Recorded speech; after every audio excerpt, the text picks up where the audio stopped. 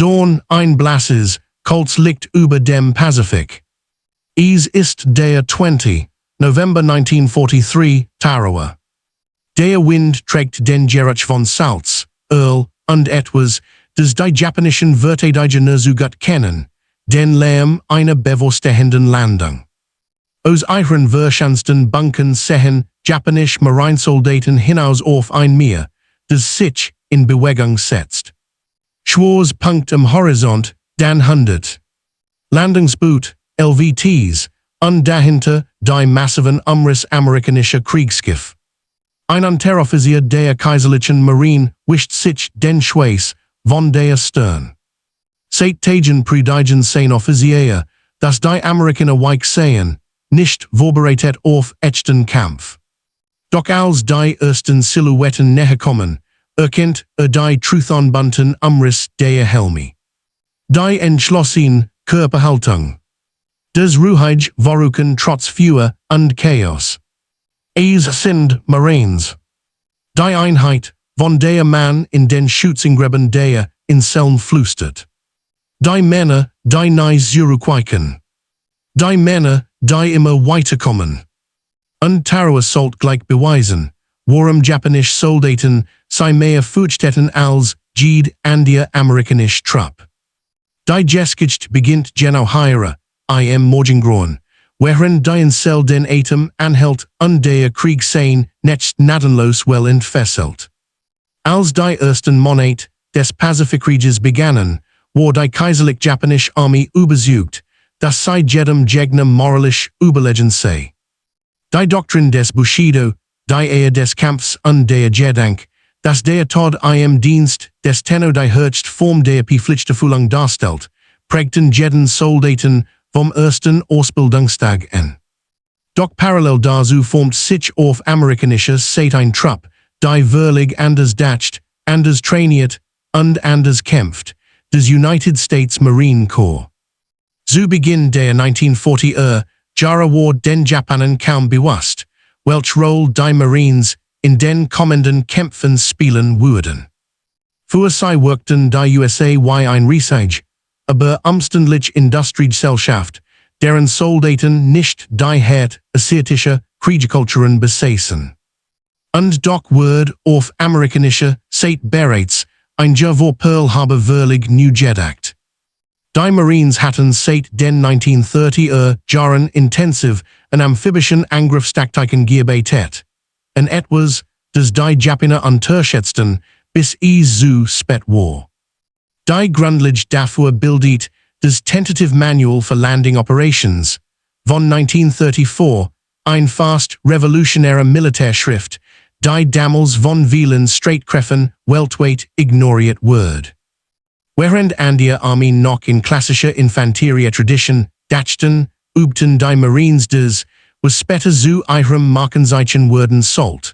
Koordiniert Landungen aus dem Meer, unterstützt von Luftwaffe und Marineartillerie, gefolgt von schnellen, hart geführten Vorstößen ins feindliche Gelände. Japan war zu Beginn des Krieges im Vorteil.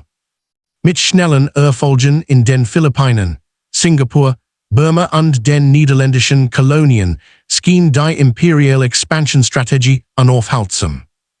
Der Gegner, so glaubten viele Offiziere, sei nicht bereit für die Hart, die Not und die Opferbereitschaft, die ein endloser Kampf im Deschungel und auf Koralinseln verlangt. Doch dieser frühe Triumph hat einen Schatten. Die japanischen Soldaten kämpfen oft isoliert, mit begrenzten Ressourcen, in der Überzeugung, dass Rückzug oder Aufgabe keine Option seien. Wir glaubten fest daran, dass ihre physisch und spirituelle Disziplin ausreicht, jeden Gegner zu brechen. Was sie nicht erwarteten.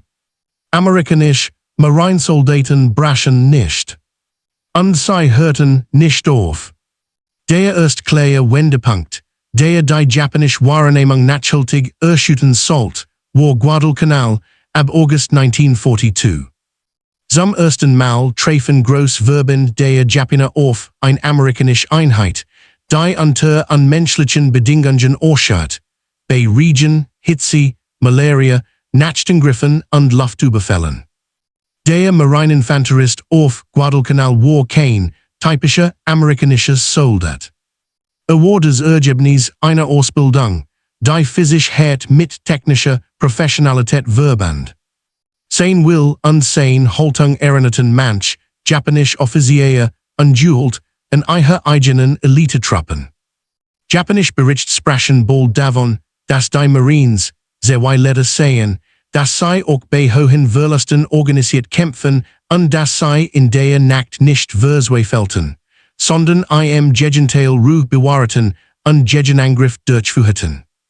Das war ein direkt Herausforderung und die traditionell Japanisch Kriegskultur, in der Nachtangriff und Überraschungsmoment stets ein Kerninstrument gewesen waren. Parallel dazu begann sich ein weiteres Element herauszukristallisieren. Die Marines verstanden Feuerkraft in einer bisher angekannter Weise zu bündeln. Während Japan noch auf klassische Infanteriedoktrinen setzt, kombinierten die Amerikaner Artillerie, Maringeschütze, Panzer, Maskenengewehr und Flammenwerfer zu einem durchgehenden Duelstrom, der Defensivstellungen regelrecht erdrückt. Für die Japaner, die meist ohne schwere Unterstützung kämpfen, war dieses still nicht nur unerwartet, war verheerend. Auch das amerikanische Logistiksystem überrascht sei. Marinesoldaten hatten oft mehr Munition, bessere Verpflegung und robuste medizinische Versorgung als ihre Gegner.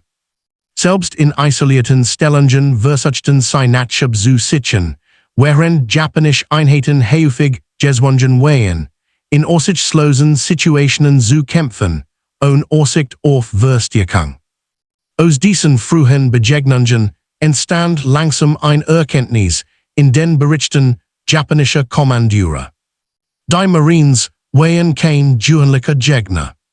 Sie vereinten Disziplin mit Flexibilität, Hart mit Präzision und ein beinahe stoisch Ausdauer mit dualtätiger Feuerkraft. Als sich der Krieg weiter in Richtung Zentralpazifik verlagert, verstärkt sich dieser Eindruck.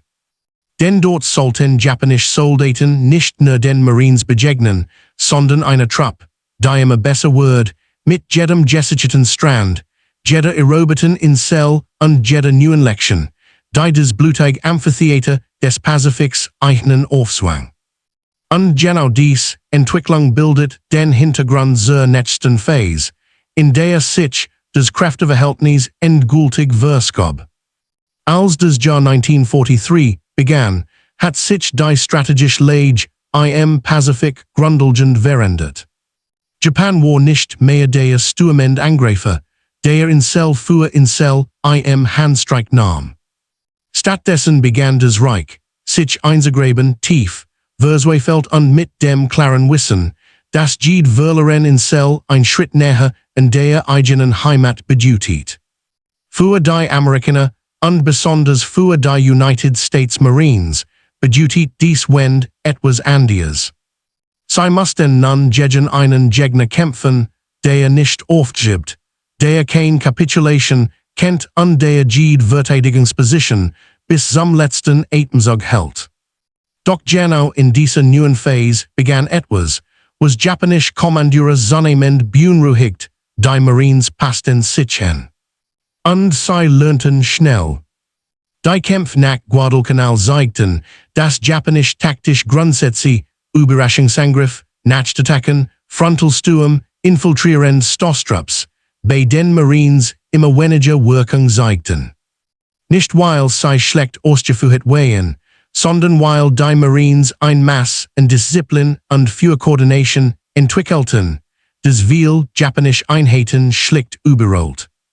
Die amerikanischen Kampagnen errichteten gut organisiert Perimeter, setzten Maskenengewehr in objekthafter Tiefe ein untrainierten systematisch Gegenstoß, die selbst in völliger Dunkelheit funktionierten.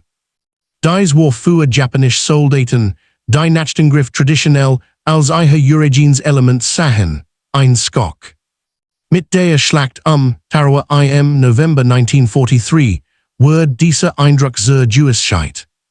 Japanische Verteidiger hatten dort eins der Bestoßgeburten in Selbulwik des Krieges geschaffen, Betonbunker, Artilleriestellungen, Verschichtelt im Gnester, verbunden durch Tunnelsystem. Viel Offiziere weien überzeugt, das kein Macht der Welt dies Hurl aus Koralemberieren und Cruiseführer überwinden könnt. Doch die Marines taten es. Sie sollten einen hohen Preis, aber sie nahmen die Zell in nur 76 Stunden. Und sie taten es mit einer Beharrlichkeit, die Japanisch Bericht später als unerschütterlich bezeichneten. Selbst als Landungsfahrzeuge stecken blieben, als Wellen Zeitragend Verstärkungen zerschlugen und als Soldaten 100 Meter im offenen Wasser unter Maskenenduer für zurücklegen mussten, sie kamen weiter. Für die Japaner war es die erst von vielen Situationen, in denen sie sahen, dass Marinesoldaten selbst, bei katastrophalen Anfangsbedingungen, nicht zusammenbrachen. Ein japanischer Berater im Hauptquartier Auftrag schrieb später, die Marines wirkten, wie Männer, die im Feuer geboren wurden. Sie sterben, aber sie halten niemals an. Dieses Bild verfestigt sich im Verlauf des Zentralpazifikfeldzugs weiter. Kwajalein, Saipan, Tinian, jede Schlacht war härter, dichter, brutaler. Und jedes Mal schienen die Marines stärker zurückzukehren, besser koordiniert, mit neuer Ausrüstung und verfeinerten Taktiken. Vor allem ihre Führunterstützung wurde zu einem Albtraum für japanische Einheiten. Marineartillerie, Schiffsgeschütze, Luftangriff und Panzer schufen eine Form der kombinierten Kriegführung, die japanische Defensivsystem zunehmend ineffektiv macht. Bunker, die einst als unzerstörbar galten, wurden nun mit Flammenwerfern, Springladungen oder präzisen Panzerangriffen ausgeschaltet. Parallel dazu arbeiteten amerikanische Nachrichtendienst intensiv an der Entschlüsselung japanischer Einsatzpläne, während auf japanischer Seite mangelhaft Aufklärung oft dazu führt, dass sie die Stärke oder Richtung der Marineangriff falsch einschätzten. Besonders beunruhigend für Japan war der Umstand, dass Marinesoldaten in einem Umfeld überlebten, in dem japanische Einheiten häufig an Hunger, Krankheiten und Erschöpfung zugrund gingen. Ihre Rationen waren reichhaltiger, ihre medizinische Versorgung besser organisiert. Selbst unter schwerem Beschuss wurden Verwundete schnell evakuiert, während japanische Soldaten oft ohne Hilfe starben. Der moralische Effekt war gewaltig. Je länger der Krieg dauert, desto mehr verbreitet sich unter japanischen Truppen das Gefühl, dass die Marines unbesiegbar seien, nicht aufgrund mystischer Fähigkeiten, sondern wegen einer Kombination aus Training, Logistik, Feuerkraft und unerbittlicher Entschlossenheit.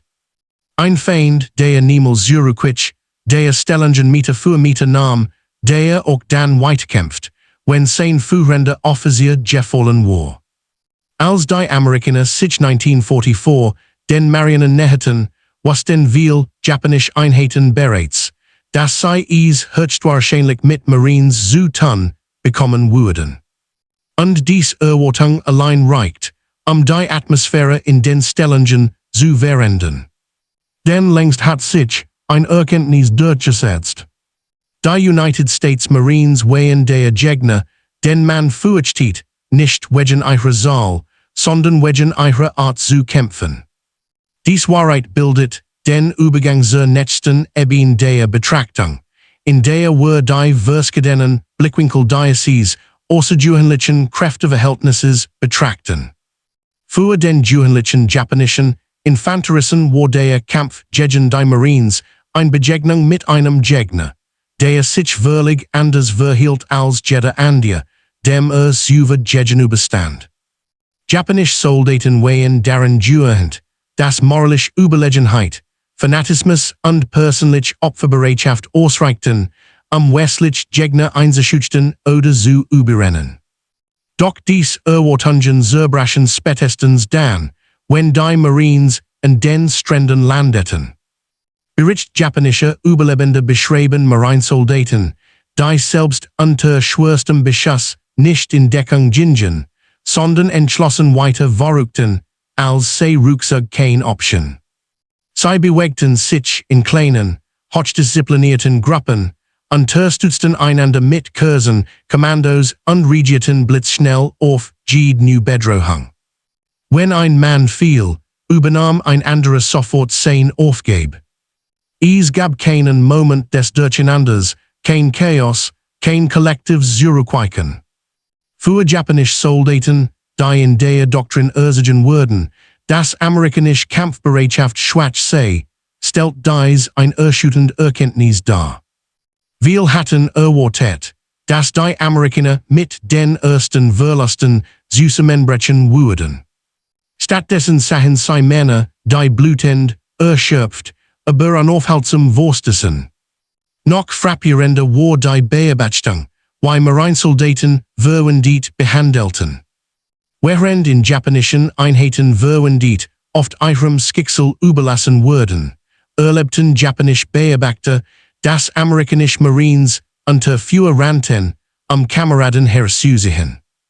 Dies tief Verbandenheit erzeugt nicht nur Loyalität, sondern wirklich den amerikanischen Trupps auch moralisch stark, ein Stärk, die japanische Soldaten unerwartet traf.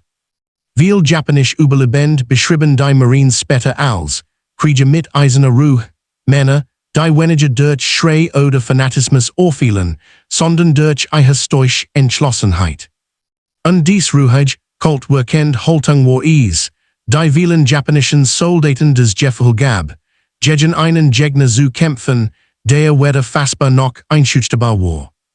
Angle 2, Tactical Angle, die Kunst der amphibischen Kriegführung. Ein entscheidender Grund, warum japanische Truppen die Marines mehr fürchteten als jede andere US-Einheit, war die einzigartige Fähigkeit des Marine Corps, amphibisch Angriffspräzise, koordiniert und unter extremsten Bedingungen durchzuführen.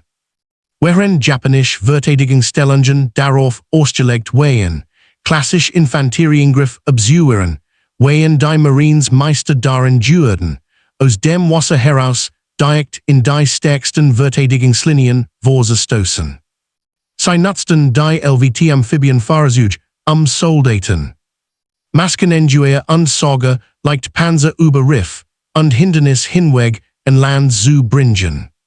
Selbst wenn dies Fahrzeuge ausfielen oder zerstört wurden, blieben die Marines nicht liegen.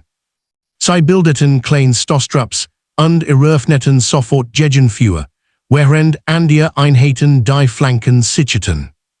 Dies Flexibilität macht japanische Verteidigungspläne oft schon in den ersten Minuten der Schlacht hinfällig. Ein Bunker, der für ein Frontalabwehr konzipiert war, konnte plötzlich von der Seite oder von oben angegriffen werden, weil Marines Weege fanden, die ihre Gegner schlicht nicht erwartet hatten. Noch bedeutsamer war ihre Fähigkeit, für Unterstützung zu koordinieren. Marinesoldaten konnten innerhalb von Minuten Luftangriff, Marine-Artillerie und Mörserfeuer anfordern. Dies Präzise Skiztung von Feuerkraft war für japanische Einheiten eine Katastrophe. Selbst gut getarnt Stellungen konnten von Marines identifiziert und markiert werden, woraufhin Schiffsgeschütze oder Flugzeuge sie neutralisierten. Japanische Offiziere stellten bald fest, dass die Marines nicht nur mutig, sondern taktisch extrem flexibel waren. Stellungen wurden nicht frontal erstürmt, wenn es unnötig riskant war. Sie wurden eingekesselt, ausgehungert, umgangen oder mit Flammenwerfern und Pioniertrupps neutralisiert. Dies Mischung aus Aggression und Professionalität war ein Stil, den japanische Soldaten selten zu gesehen hatten. Für japanische Kommandeure entstand dadurch ein bedrohliches Verständnis. Die Marines kämpfen nicht chaotisch, sie kämpfen präzise. Und dies Präzision tötet. Angle 3, Psychological Angle der Ruf, der den Marines vorausging. Noch bevor die ersten Schuss fielen, hat sich in den Stellungen vieler japanischer Inselgarnisonen ein Ruf verbreitet, der ihnen den Kampf psychologisch erschwert.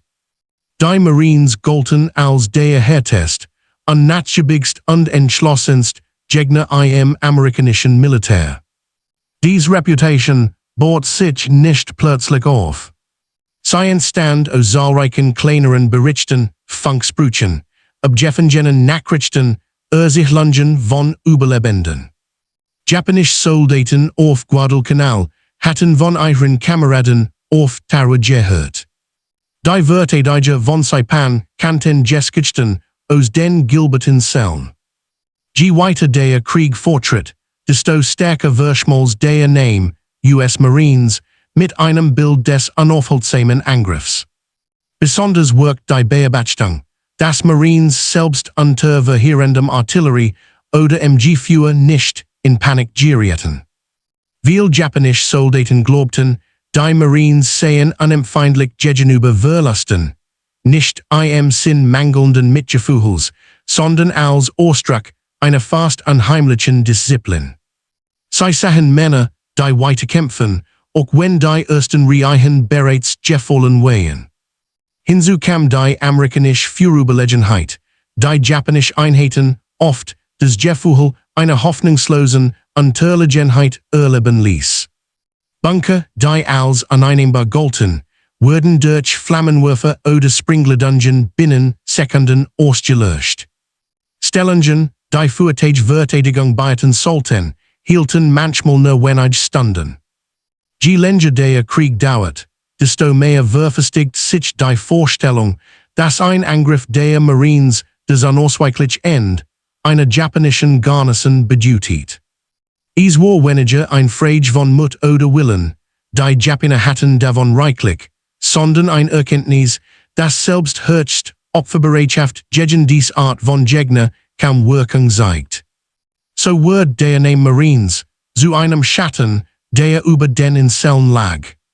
Ein Vorzeichen für einen Kampf, der meist mehr bedeutet als bloß ein weiter Schlacht. Und dieser zunehmend psychologisch Druck führt uns nun zur nächsten Ebene der Betrachtung, den weiteren Winkeln, die Japans fürcht vor den Marines erklärten. Einer der Gründe, warum japanische Soldaten die Marines mehr fürchteten als andere amerikanische Einheiten, lag im technologischen Ungleichgewicht, das sich im Verlauf des Krieges stetig vergrößert. Japanische Infanteristen waren mutig, diszipliniert und bereit, ihr Leben zu geben, doch sie waren schlecht ausgestattet. Ihr Standardwaffe, des Arasaka-Juja, war zuverlässig, aber veraltet. Ihre Maskenengier neigten zu Überhitzung. Panzer waren leicht, dünn gepanzert und kaum in der Lage, amerikanischen Shermans zu widerstehen. Die Marines hingegen rückten mit einem Arsenal vor, das auf Effizienz, Durchschlagskraft und kooperative Gefechtsführung ausgelegt war. Schon die Verteilung von automatischen Waffen zeigt den Unterschied. Während japanische Einheiten oft nur ein leichtes Maskenengier pro Zug hatten, verfügten Marineeinheiten über mehrere Bars, M1919 MGs und später sogar M1911 Stoßtrupp-Konzept. Ein amerikanischer Trupp konnte ein Führerjuter ersuchen, das japanische Stellungen in Sekunden niederhielt. Noch dramatischer war die Wirkung der Flammenwerfer, die in zahlreichen Marineeinheiten Standardausrüstung wurden. Unterirdisch Stellungen, Bunker, Höhlen, Alls, was die Japaner als fast unangreifbar betrachteten, konnte mit wenigen Flammenstürzen ausgeschaltet werden. Viele japanische Überlebende beschrieben dies Waffen als schrecklicher als Artillerie, weil sie jeden Schutzraum tödlich verwandelten. Dann kamen die Panzer. Während Japans leicht Panzer kaum gegen amerikanische Infanteriewaffen bestehen konnten, waren die Sherman-Panzer der Marines robust, zuverlässig und fähig, Bunkerlöcher oder ganz well aufzubrechen. Oft arbeiteten sie eng mit Infanterietrupps zusammen, eine taktische Kooperation, die Japan selten erreicht. Und schließlich die vielleicht wichtigste Komponente. Die Marineartillerie und das amerikanische Marineführer. Schlachtschiff, Cruiser und Zerstörer konnten stundenlang Stellung für Stellung systematisch zerstören. Japanische Soldaten sahen in Selbstschnitt, die sie wochenlang ausgehoben hatten, in wenigen Minuten unter Tonnenschweren Salven kollabieren. Viel Stellungen wurden regelrecht ausradiert, bevor die Marines überhaupt landeten. Dieses Gefällen Technologie und Feuerkraft vermittelt den Japanen das Gefühl, dass sie nicht gegen Menschen kämpfen, sondern gegen eine Maschinerie, die präzise, kalt und mit überwältigender Gewalt arbeitet. Und dies Maschinerie kam immer näher. Angle 5, Leadership Angle, NCO-Kultur gegen Star-Befehlsketten. Neben Feuerkraft und taktischer Flexibilität gab es einen weiteren entscheidenden Unterschied, den japanische Soldaten schmerzlich erkannten. Die Marines verfügten über ein Führungskultur, die nicht zusammenbrach, wenn Offiziere fielen. In vielen japanischen Einheiten war die Struktur streng hierarchisch. Offiziere geben Befehl, Unteroffiziere wehen ausführend, und die Soldaten folgten, ohne Spielraum für Anpassungen. Wenn ein Offizier fiel, was unter amerikanischem Trommelfeuer häufig geschah, konnte eine Einheit schnell ins Chaos geraten. Bei den Marines war es anders. Die Unteroffiziere, NCOs, bildeten das Rückgrat der Organisation. Sie waren hoch ausgebildet, eigenständig, aggressiv im Gefecht und bereit, jede Position bis zur Kompanieführung zu übernehmen, wenn nötig. Selbst wenn mehrere Führungspersonen ausfielen, blieb der Angriff in Bewegung, weil jeder Marine wusste, was zu tun war. Japanisch Bericht erwähnen immer wieder genau diesen Punkt. Marinesoldaten konnten, ohne klaren Befehl weiterkämpfen, und ihr Angriff selbst koordinieren. Das war etwas, das die Japaner nicht nur überrascht, es verwirrt und demoralisiert sei. Denn ihre eigene Doktrin basiert auf vorgeplante, zentralisierte Gefechtsführung. Ein weiteres Element war die amerikanische Betonung von Initiative. Marines wurden ermutigt, eigene Entscheidungen zu treffen, wenn sich die Lage ändert. Sie konnten Lücken ausnutzen, Flanken angreifen oder Führunterstützung anfordern, ohne auf Landbefehlsketten zu warten. Für japanische Soldaten, die oft in statischen Verteidigungssystemen kämpfen, war dies Dynamik schwer zu konnten. Selbst dann, wenn sie stark Anfangsfeuerkraft hatten, konnten die Marines das Blatt durch flexibel Reaktionen wenden. So entstand die Wahrnehmung, dass die Marines niemals führungslos waren, selbst in Momenten, in denen beinahe jeder japanische Soldat davon ausging, der Angriff muss zusammenbrechen. Angle 6, Enemy Understanding Angle Bericht, Tagebücher und die Wachsend Erkenntnis. Eins der eindrucksvollsten Dokumente darüber, wie Japan die Marines wahrnahm, findet sich in den Tagebüchern und Feldberichten, die amerikanische Truppen später auf den Inseln fanden. Sie enthielten Notizen über Beobachtungen. Die Art, wie die Marines sich bewegten, schossen, kämpfen, nachrückten. Viel dieser Einträge klangen fast bewundernd, obwohl sie aus feindlicher Hand stammten.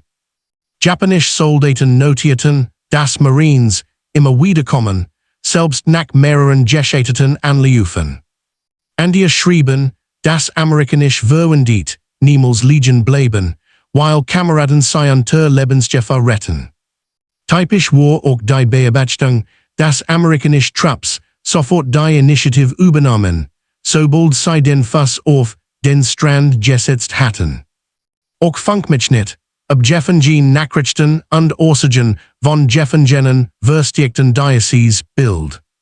Schon 1943 war japanischen Stäben klar, dass die Marines nicht einfach nur ein Infanteriekorps waren, sondern ein spezialisiert, offensiv denkend Elite, die in genau dem Terrain brilliert, das Japan zur Verteidigung geübt hat. Koralleninseln, die Schungel, Hürlen, Klippen, vulkanisch Henge. Dies Erkenntnis bereitet vielen japanischen Einheiten Angst, nicht im Sinn von Panik, sondern im Bewusstsein, dass sie einem Gegner gegenüberstanden, der ihre Stärken neutralisiert und ihre Schwächen erbarmungslos ausnutzt. Mit jedem neuen Bericht, jedem Tagebechentrag, Jeder Geschäteten Verteidigung entstand ein Kläres Bild. Die Marines weihen der Feind, den man fürchten must. Weil sie unberechenbar, präzise und entschlossen weihen. Und dieses Bild kulminiert in den großen, entscheidenden und Wendepunkten des Krieges. Momenten, die zeigten, warum die Marines entgegen. Der Wendepunkt kam nicht in einem einzigen Tag, sondern in einer Serie von Schlachten, in denen sich die Überzeugung der japanischen Befehlshaber schmerzhaft bestätigt. Marines weihen kein gewöhnlichen Angreifer. Sie weihen ein Werkzeug, das die amerikanische Kriegführung immer wieder dorthin schickt, wo der Durchbruch am schwersten und der Widerstand am fanatischsten war. Doch es gab einen Moment, der selbst unter Veteranen der kaiserlichen Armee in erschütternden Berichten weiterlebt. Einen Moment, in dem japanische Soldaten endgültig verstanden, warum Begegnungen mit den Marines anders weihen als mit jeder anderen US-Einheit. Iwo Jima, Februar 1945. Die Insel war ein düsteres Monument aus Vulkangestein und Schwefeldämpfen, ein erstickender, schwarzer Felsen inmitten des Pazifiks. General Tadamichi Kurabayashi, der Architekt der Verteidigung, wusste, dass es kein Entkommen geben würde. Doch hat eine Bedingung gestellt, eine Forderung, die einen von den meisten seiner Kollegen unterschied. Lass sie kommen, aber wir kämpfen nicht in den Stränden, wir töten sie erst, wenn sie glauben, sie hätten gewonnen. Die ersten Landungswellen der Marines stießen auf etwas, das sie fast stutzig macht, still. Kein Feuer, kein Gegenangriff. Nur der Schwefelgeruch, der über den schwarzen Sand weht. Doch Kurabayashi wartet. Wusste, dass der Feind, den heute bekämpfen sollte, nicht leicht erschreckt werden konnte. Und verstand, dass jeder Meter dieser Insel hart, blutig und teuer erkämpft werden musste. Als die Marines sich sammelten, Fahrzeuge entluden und erst Sicherungen einrichteten, gab den Befehl. Ein einziger Funk, und Iwo Jima explodiert. Maskenengewehr, verborgen in Hörchlen. Mercerstellungen, die salven aus unsichtbaren Schächten führten. Artillerie, die tief unter der Erde vergraben war und nur schoss, wenn der Rückstoß durch dick Basaltwand gedämpft wird. Die Marines stürzten sich zu Boden, suchten Deckung, fanden aber kaum welch. Die Strand Legion Fen, ungeschützt, der Sand so weich, dass man kaum rennen konnte. Für viel Japanisch Verteidiger sah es, in diesem Moment, aus wie der Beginn eines Massakers. Doch es war nicht so. Denn anstatt wie erwartet in Panik auseinanderzulaufen, richteten die Marines sich auf. Offiziere, viel bereits verwundet, standen und brüllten Befehl. Truppführer zogen verwundet zurück, während sie gleichzeitig das Feuer erwiderten. Funkelektriker rannten mitten durch das Sperrfeuer, Kommunikationslinien wiederherzustellen. Es war dies Kälte, dies Disziplin unter absolutem Todesschlag, die Japaner nicht vergessen sollten. Ein japanischer Geschütze schrieb später in einem Brief, der nie abgeschickt wurde. Sie fielen wie Gras, doch immer wieder standen neu auf. Sie starben onkleid, stießen weiter vor, als wären sie dazu geboren. Gegen andere Amerikaner schossen were, und sie wichen aus. Dies Heere kämen immer näher. Kurabayashi hat es gewusst. Hat es schon in Berichten von Tarawa, Saipan, Peleliu gelassen. Die Marines weihen die Spitze des amerikanischen Speers. Nicht nur gut ausgebildet, sondern konditioniert, Schmerz, Chaos und Tod zu ertragen. Der Kampf am Strand war erst der Anfang. Als die Marines begannen, sich ins Landesinne zu bewegen, prallten sie auf die nächste Hurl.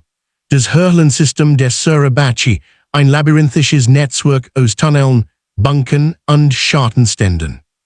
Marines kämpfen Meter am Meter, oft im Dunkeln, oft gegen Gegner, die sie sahen, wenn es zu spät war. Flammenwerferteams arbeiteten Schulter an Schulter mit Pionieren. Granaten wurden in Lurcher geworfen, aus denen Sekunden später plötzlich wieder japanische Soldaten hervorstürmten. Jeder Hügel, jeder Grat, jeder Stein war ein Schlachtfeld. Doch die Japaner sahen etwas, das sie erschüttert. Der Feind hört nicht auf. Nicht am ersten Tag. Nicht am fünften. Nicht am zehnten.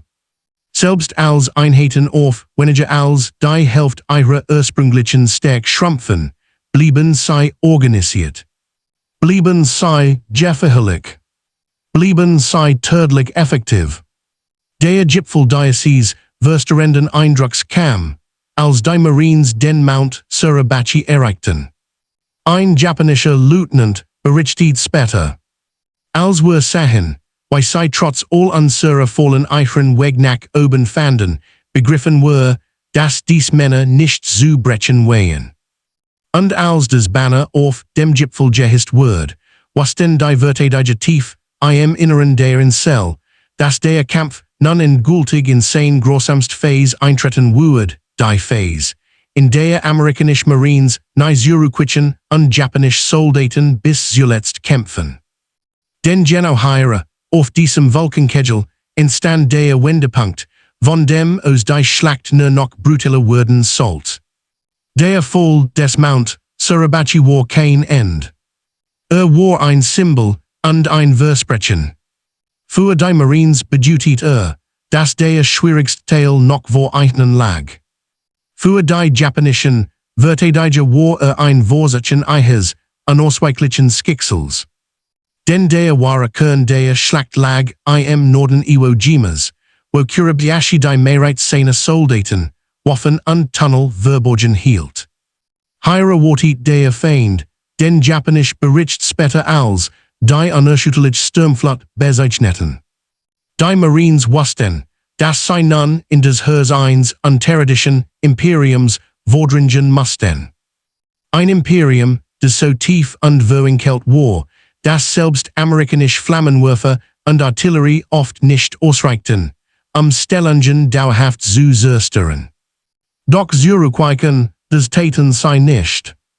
Stattdessen passten sie sich an. Sie zerlegten Japanisch Verteidigungsring wie ein Uhrwerk. Feuerschutz, Flankieren, Flammen, Granaten, Verrücken, ein endloser Rhythmus, ein präzise Choreografie, die selbst unter Dauerbeschuss nicht zusammenbrach. Japanisch Schützen beobachteten, wie Marines in kleinen Trupps vorgingen, nie kopflos, nie blind. Ein Überlebender der zu unabhängigen gemischten Brigade schrieb später in sein Tagebuch. Gegen die Armee konnten wir Überfall und Ebeln können führen. Gegen die Marines funktioniert nichts. Sie regierten schneller, bewegten sich sauberer und selbst verwundet blieb ihr Führer tödlich. Und dann kam der Punkt, an dem die japanischen Verteidiger nicht mehr nur die Kampfweise der Marines fürchteten, sondern deren unerschöpfliche psychische Ausdauer. Denn je näher die Marines in der Sinne der Insel herankamen, desto größer wurden die Nacht. Japanische Soldaten führten Angriff im Dunkeln, versuchten Einbruch durch Tunnel und schrien ihre traditionellen Schlachtruf, die Amerikaner zu erschüttern. Aber sie erreichten das Gegenteil. Ein Marineoffizier auf Iwo Jima schrieb: Wir wussten, sobald die Schreie kamen, dass wir uns verteidigen mussten. Wir kannten dies Methoden und sie funktionierten nicht mehr. Was die Japaner erschüttert, war die Disziplin, mit der Marines selbst bei nächtlichen Panzerangriffen vorgingen.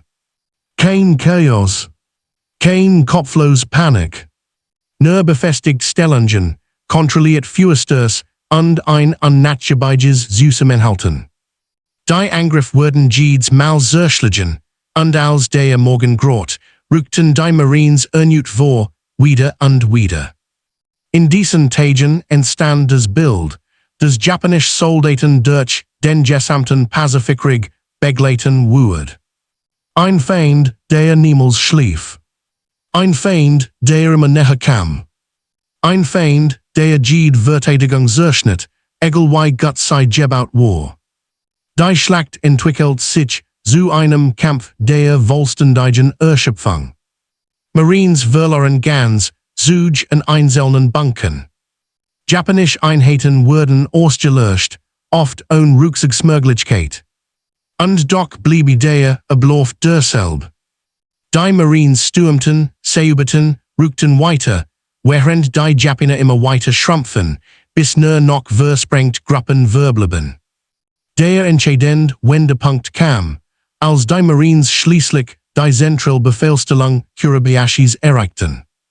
Der General, der monatelang darauf bestanden hat, keinen einzigen sinnlosen Angriff zu führen, stand nun vor seinem Ende.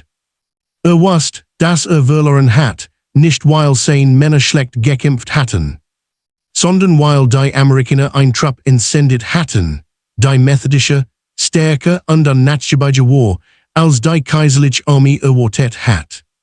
Ein japanischer Offizier, der kurz vor seinem Tod eine letzte Meldung absetzt, sagt: Unsere Gegner sind hart. Aber dies Heere, dies Marines, sie sind wie ein Sturm. Man kann sich verstecken, aber niemals aufhalten. Kurabayashis letzter Funkspruch traf tief in die japanischen Linien. Die feindliche Infanterie ist außergewöhnlich stark. Wir haben einen schweren Verlust zugefügt, aber sie dringen weiter vor. Es scheint, sie haben kein Furcht.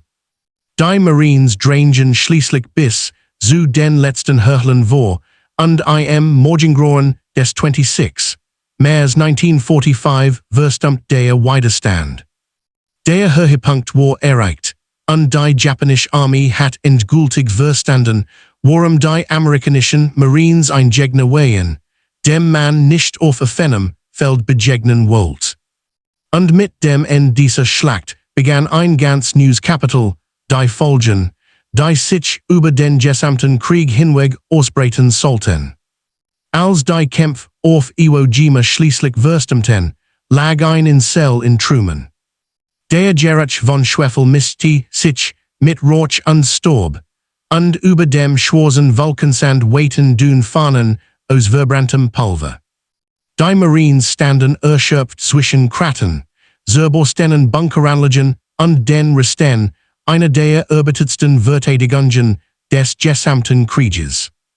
Doch so zerstört die Landschaft auch war, die strategische Bedeutung von Iwo Jima war enorm. Die Insel war der erste japanische Boden, der vollständig von amerikanischen Bodentruppen erobert wird. Und die Tatsache, dass es die Marinekorps waren, die dies Aufgabe bewältigten, blieb in den Augen japanischer Offiziere ein schmerzhaft klares Signal.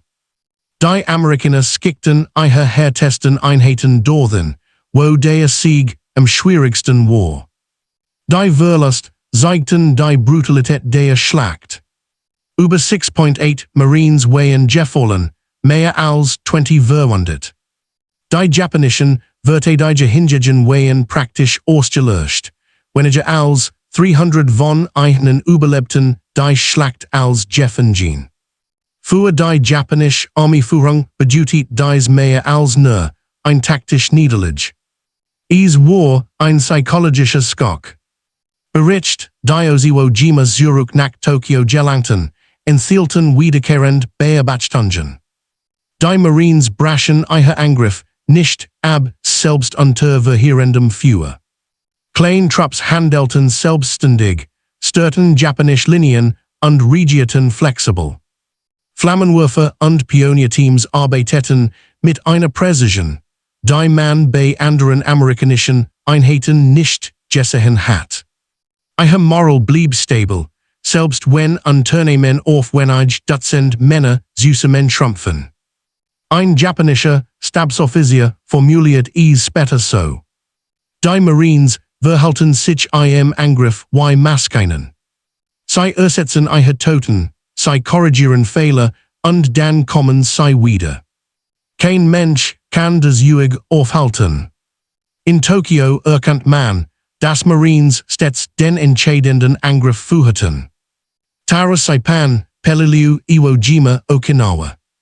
Überall dort, wo die japanische Armee die Härtesten Verteidigungen errichtet, landet die 1st Marine Division, die 5th Marine Division, die 2nd Marine Division oder spezialisiert Marine Raiders. Diocese Muster ersucht innerhalb japanischer Einheiten ein unvermeidlich Erwartung. Wenn Marines landeten, bedeutet das. Dies Word, ein Kampf bis zum letzten Mann. Nach Iwo Jima wird dies, Angst nahezu institutionalisiert. In Kriegstagebuchen und Soldatenbriefen, Torchen wiederkehrend, Formulierungen auf Y. Achtung, Marinelandung wahrscheinlich. Die gelben Helme, die Hurl folgt. Wenn es Marines sind, müssen wir uns einstellen. Denn nun hatten die Japaner ein weiter bitter, bestätigt Erkenntnis. Marines hörten nicht auf, selbst wenn die japanische Doktrin total Verteidigung verlangt. Sie hatten nicht nur die streng genommen, sie hatten ein Verteidigungsnetzwerk zerstört, das eigentlich mindestens 2 Monate halten sollte. Die Insel fiel in 36 Tagen, trotz der härtesten Befestigungen, die kaiserliche Armee gebaut hat. Auch auf amerikanischer Seite veränderten die Naturkungen der Schlachtwils. Iwo Jima wird zu einem Symbol für die Unerschütterlichkeit der Marine Corps. Das iconische Foto des Hissens der Flag war nicht nur Propaganda, es verkörpert die Realität des Sen, was Marines Tag für Tag erlebten. Vorstoßen, egal wie hoch der Preis. Den Boden nehmen, Meter für Meter. Nicht aufgeben, auch wenn Rückzug einfacher wäre. Nach Iwo Jima war die japanische Armee gezwungen, ihre gesamte Strategie für zukünftig Inselschlachten zu überdenken. Denn sie wussten nun, was in Iwo Jima war, würde sich auf Okinawa, Luzon und in jedem künftigen Gefecht wiederholen, sobald Marines beteiligt wären. Und genau dies strategische Neuorientierung markiert den Anfang der letzten und blutigsten Phase des Pazifikkrieges. Die Folgen von Iwo Jima breiteten sich wie Skockwellen über die gesamt japanische Befehlskette aus. Nicht nur, weil die Insel gefallen war, sondern wegen der Art und Weise, wie sie gefallen war. Kaum ein Offizier der kaiserlichen Armee zweifelt nach dieser Schlacht noch daran, warum die amerikanischen Marineinfanteristen den Ruf besaßen, den sie hatten.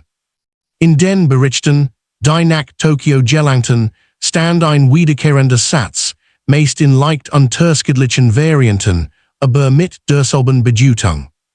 Wenn die amerikanischen Marines landen, ist die Insel verloren, die Frage ist nur, wann. Dies Aussage war kein Übertreibung. Sie spiegelt eine Realität wider, die sich im gesamten späteren Kriegsverlauf immer deutlicher zeigt. Die strategischen Konsequenzen. Mit Iwo Jima in amerikanischer Hand verfügt die US-Luftwaffe nun über einen Flugplatz, direkt vor der Haustür Japans. B-29 Bomber konnten beschädigt landen, jeder konnten sie auf ihrem Weg nach Norden eskortieren. Über 2.4 angeschlagene Bomber setzten in den folgenden Monaten auf Iwo Jima auf. 10% amerikanische Besatzungsmitglieder überlebten dadurch. Für Japan bedeutet dies new Reichweite, dass der Krieg nun praktisch unausweichlich nach Hause kam.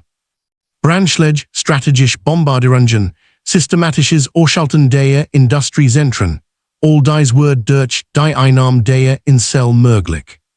Ein Offizier des japanischen Generalstabs schrieb später: Wir verloren nicht nur ein Garnison.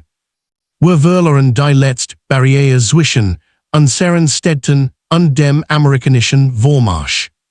Die moralischen Auswirkungen. Die japanischen Soldaten in den Fronten, ob auf Okinawa, Formosa oder in den Philippinen, verstanden nun, was die Marines bedutetten.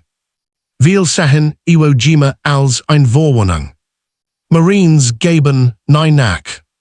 Marines kämpfen organisiert, selbst wenn ihre Einheiten zerbrachen. Marines rückten jeden Tag vor, egal wie hoch die Verlust waren. Marines führten kein chaotischen Angriff, sie führten courageous Operationen auf Schlachtfeldniveau durch. Dies hat Konsequenzen für die japanische Psyche. Soldaten auf späteren Inseln schrieben in ihre Tagebücher. Wenn es die Armee ist, können wir sie vielleicht halten. Wenn es Marines sind, müssen wir uns vorbereiten. Die kaiserliche Armee begann sogar, ihre Soldaten mental auf Marinelandungen vorzubereiten, nicht durch Matmachung, sondern durch Abrüstung der Illusion, dass Marines wie andere amerikanische Einheiten sehen. Speziell auf Okinawa, der letzten großen Schlacht des Pazifikkrieges, waren viele Kommandanten überzeugt. Die Marines sind gekommen. Nun wird es ein langer Tod. Die amerikanische Perspektive. Für die Marines selbst war Iwo Jima ein Trauma, das sie ein Leben lang begleitet. Ihre Verlust waren höher als in jeder anderen Schlacht des Korps. Unternehmen schrumpfen auf die Größe von Zügen. Züge auf die Größe von Gruppen. Einige Gruppen bestanden am Ende aus 5 Männern, die seit Tagen kaum geschlafen hatten.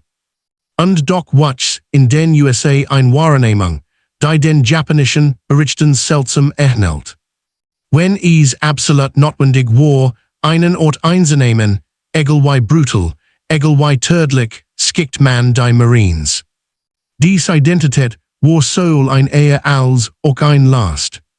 Sie führt dazu, dass die Marines im letzten Kriegsjahr fast ausschließlich dort eingesetzt wurden, wo die Kämpfe am schwersten waren. Auf Okinawa verloren sie erneut. Doch die japanischen Verteidiger erinnerten sich bereits an Iwo Jima. Und wir wussten, dass der Ausgang unausweichlich sein würde. Die endgültige Bedeutung. Rückblickend bedeutet Iwo Jima mehr als nur ein militärischer Sieg.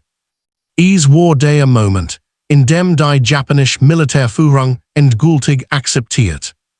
Die amerikanischen Marines waren anders. Sie waren nicht die größte Einheit, nicht die am besten ausgerüstet. Aber sie waren die immer den Sieg erzwangen. Und dieser Ruf, dieser Respekt, dieser Stil, Jolt Schrecken, den japanischen Soldaten empfanden, blieb bestehen. Denn nach Iwo Jima wusste jeder Verteidiger im Pazifik.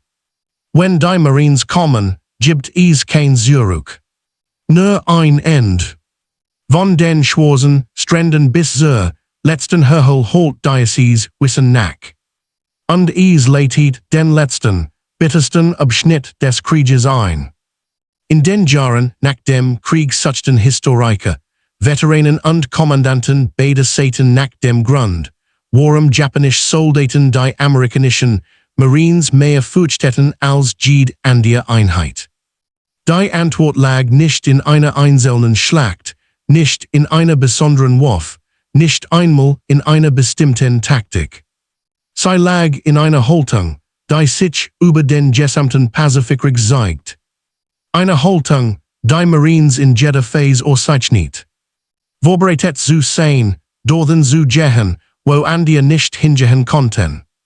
Und weiter zu machen, selbst wenn jeder Schritt durch Blut, Sand und Feuer führt. Für die japanischen Verteidiger bedeuteten die Marines etwas, das im Krieg selten ist. Vorhersehbarkeit von Entschlossenheit. Wo andere Einheiten schwankten, hielten sie Kurs. Wo andere pausierten, drängten sie nach vorn. Wo andere die Orientierung verloren, arbeiteten sie in kleinen Trupps weiter, präzise, methodisch, verbunden durch ein stilles Vertrauen ineinander. Dies Konstanz, unerschütterlich, unerbittlich war es, die den Respekt des Gegners erzwang. Japanisch Bericht sprechen nicht, von Hass im emotionellen Sinn. Sie sprechen von Anerkennung, gemischt mit der Bitterkeit, einem Gegner gegenüber zu stehen, der einfach nicht zerbrechen wollt. Gleichzeitig offenbart dies Geschichte ein tiefe Wahrheit über Krieg. Nicht immer entscheiden sollen Technik oder Größe einer Armee. Oft entscheidet die Fähigkeit der Soldaten, unter den brutalsten Bedingungen zusammenzuhalten. Und die Entschlossenheit, weiter zu kämpfen, selbst wenn jeder Instinkt etwas anderes sagt. Die Marines standen im Pazifik nicht allein als Kämpfer. Sie standen als ein Symbol für den Preis, den modernen Kriegsführung von denjenigen verlangt, die an vorderster Front stehen. Ein Preis, der sich in jeder Schlacht widerspiegelt, von Guadalcanal bis Okinawa. Und so bleibt, über alle historischen Details hinaus, eins in Erinnerung. Dass die japanische Armee die Marines mehr fürchtet als jede andere Einheit, war kein Zufall. Es war das Ergebnis eines Krieges, in dem Menschen bis an Grenzen gingen.